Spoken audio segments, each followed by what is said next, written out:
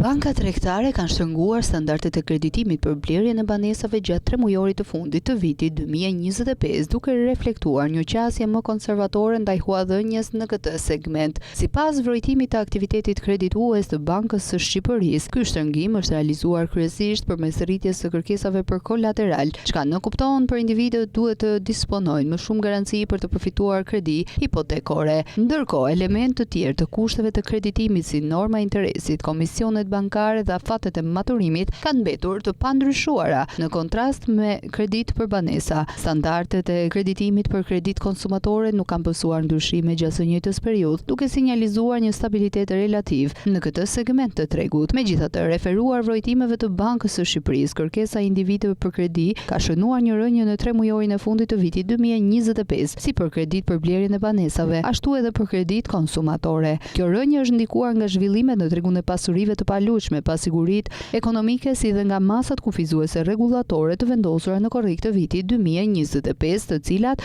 synojnë ruajtjen e stabilitetit financiar dhe kontrollin e rreziqeve në sektorin bankar. Pavarësisht kësaj ecurie, perspektivat për 3 mujorin e parë të vitit 2026 paraqiten më optimiste. Bankat tregtare presin një rritje të kërkesës për kredi, si dhe blerjen e banesave, ashtu edhe për kredin konsumatore të nxitur nga pritshmëritë për përmirësimin e besimit të konsumatorëve dhe stabilizimin e kushteve ekonomike. Ndërkohë, të dhënat e 11 mujorit të vitit 2025 tregojnë një ecuri pozitive të portofolit të kredive për banesa. Vlera totale e tyre arriti në rreth 59 miliard lekë, duke shënuar një rritje prej 24.5% krahasuar me të njëjtën periudhë të vitit 2024. Kjo rritje tregon se pavarësisht shtrëngimit të standardeve dhe rënjes së përkohshme të kërkesës, financimi i sektorit të strehimit mbetet një nga drejtimet kryesore të kreditimit në sistemin bankar shqiptar.